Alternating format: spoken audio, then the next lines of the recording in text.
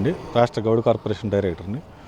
ఈరోజు మన ఆంధ్రప్రదేశ్లో ప్రశాంత వాతావరణం అంతా చెడగొట్టి విచ్ఛిన్నం చేసి ఆంధ్రప్రదేశ్ని మన రాష్ట్ర వైపు ప్రగతి పథంలో నడుస్తున్నందున ఈ వైసీపీ నాయకులకు వారవలేక నారా చంద్రబాబు నాయుడు గారు ఈ రాష్ట్రాన్ని పునర్నిర్మాణం చేస్తుంటే ఈ వారవలేని వైసీపీ కుక్కలు చేస్తున్న విమర్శలు ఈ ఆంధ్రప్రదేశ్లో శాంతి భద్రతలను విఘాతం కలిగించే విధంగా కులాల నాయకులతో రెడ్డీస్ అందరూ కూడా నాన్ రెడ్డీస్ అందరిని ఎగతోలి టీడీపీ నాయకుల మీద, ముఖ్య నాయకుల మీద, చంద్రబాబు నాయుడు గారి మీద, మన ముఖ్యమంత్రి వర్యులు నారా చంద్రబాబు నాయుడు గారి మీద, వాళ్ళ కుటుంబ సభ్యుల మీద వినటానికే భరించలేని విధంగా ఒక దిక్కుమాలిన పదజాలాలతో ఈ దుర్మార్గులు మాట్లాడే తీరుని ఖండిస్తూ ఈ రోజున జిల్లా పార్టీ కార్యాలయంలో దిష్టిభావంలో దగ్ధం చేసిన వైసీపీ నాయకులు ఇవి మాజీ మంత్రులు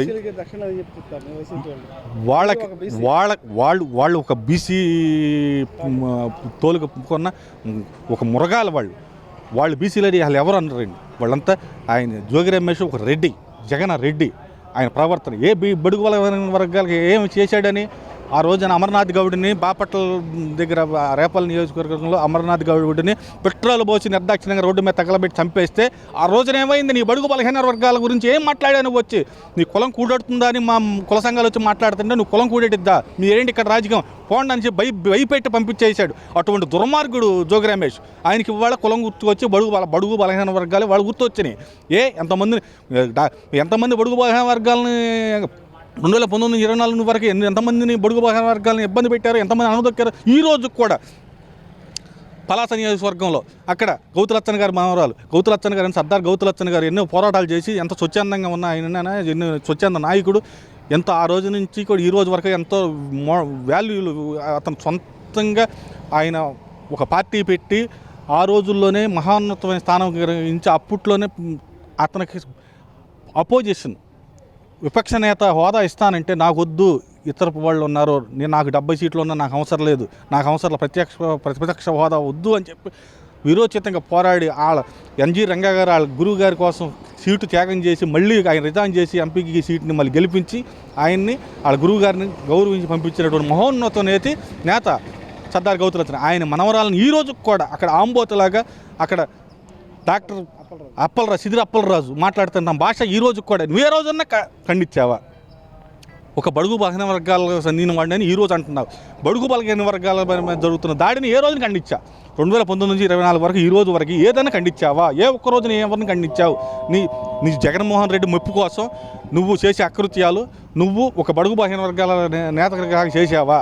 ఎప్పుడు కూడా నీ అన్నీ కూడా దుర్మార్గ ఆలోచన దుర్మార్గం. ఇది నీ కుటుంబ సభ్యులందరూ కూడా దోచుకోవటం వరకే కానీ ఏ ఒక్కడికి సహాయపడింది లేదు. బడుగు బలహీన నేతగా నువ్వు చెప్పుకుని ఎదిగావు తప్ప బడుగు బలహీన వర్గాలకు మేలు కలిగే పని ఏ రోజున చేయలేదు.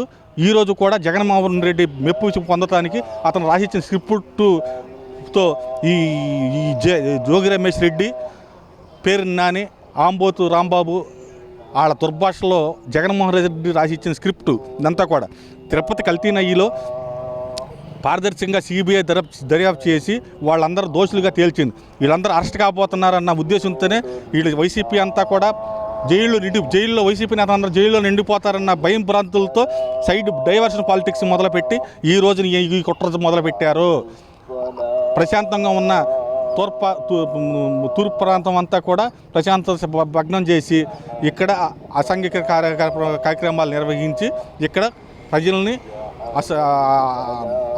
అభద్రతా భావంతో చేయాలన్న ఉద్దేశంతో వీళ్ళు కుట్రలు చేసి ఈ పాలిటిక్స్ మొదలెట్టారు. అంతేగాని వేరే రకంగా కాదు. వీళ్ళు జైలుకి వెళ్తున్నారు, వీళ్ళు చేసిన తుప్పలన్నీ బయటకు వస్తున్నాయి. అందరూ కూడా వైసీపీ నాయకులు అందరూ జైల్లోకి వెళ్ళిపోతారు, పార్టీ అధోగతి పాలైపోద్దని కలత చెంది జగన్మోహన్ రెడ్డి కుట్ర పున్నాడు. అంతేగాని దీనిలో ఎటువంటి ఇది లేదు. వీళ్ళంతా కూడా కావాలని కుట్రపూరితంగా జగన్మోహన్ రెడ్డి వైసీపీ నాయకులు చేస్తున్న కుట్ర. వీళ్ళు అధికారంలోకి వచ్చేదేమీ లేదు. వీళ్ళు చేసిన పాపాలకి వాళ్ళ అధికారంలోకి అది వీళ్ళ డిపాజిట్లు కూడా రావు అసలు ఈ ఆంధ్రప్రదేశ్లో. ఈ రాష్ట్రం వదిలిపెట్టి ఇంకో చాట పోవాల్సిందే కానీ ఈ ఆంధ్రప్రదేశ్లో అయితే వీళ్ళ పుట్టగతులు కూడా ఉండవు. వీళ్ళు చేసిన మహాపాపాలు ఆ దేవుడిని వెంకటేశ్వర స్వామినే మోసం చేశారు, ప్రజల్ని మోసం చేశారు. వీళ్ళందరూ కూడా ఇక్కడ ఎవరైతే నమ్మారో తల్లిని, చెల్లిని, సొంత కుటుంబ సభ్యుల్ని కూడా మోసం చేసి వాళ్ళని రోడ్డు పాలన చేశారో ఈ దుర్మార్గుల్ని ఎవరూ నమ్మరు. వైఎస్ జగన్మోహన్ రెడ్డి వాళ్ళ సొంత బాబాయిని చంపాడు, వాళ్ళ కుటుంబాన్ని విచ్ఛిన్నం చేసుకున్నారు. వాడు సొంత కుటుంబంలో ఉన్న అమ్మని సొంత తల్లిని ఎవరైనా అంటే ఎల్లగడతారా? చెల్లిని ఎవరైనా ఎల్లగడతాడా? చెల్లిని తల్లిని దగ్గర తెచ్చుకోవాలని ఒక మూర్ఖుడు చేసే కుటిల రాజకీయం, కుటిల వ్యవహారాలు తప్ప ఇంకోటి అయితే కాదు. వాళ్ళకి పుట్టగతులే లేవు. ఈ ఆంధ్రప్రదేశ్లో వైసీపీ అన్నది ఇక మునిగిపోయే నావా.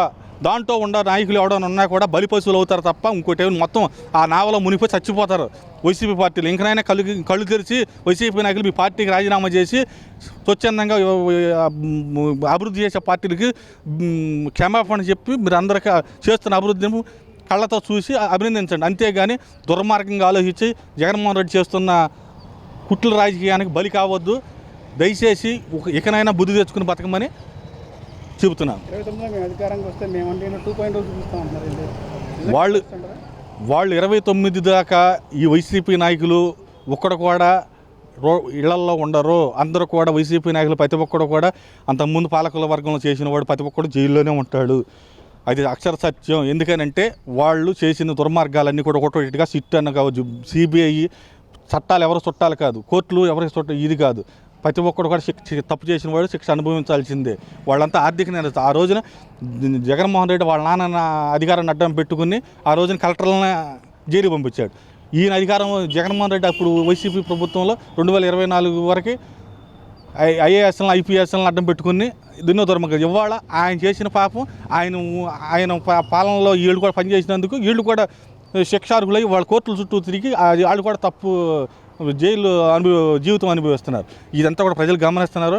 వాళ్ళ ప్రజలు నమ్మే ఇది వైసీపీ నాయకులను నమ్మే ఇది ప్రజలు లేదు. వాళ్ళ మీద అసలు విశ్వాసం కోల్పోయారు. ప్రజలు విశ్వాసం కోల్పోయిన ఒక భ్రష్టులు వైసీపీ నాయకులు.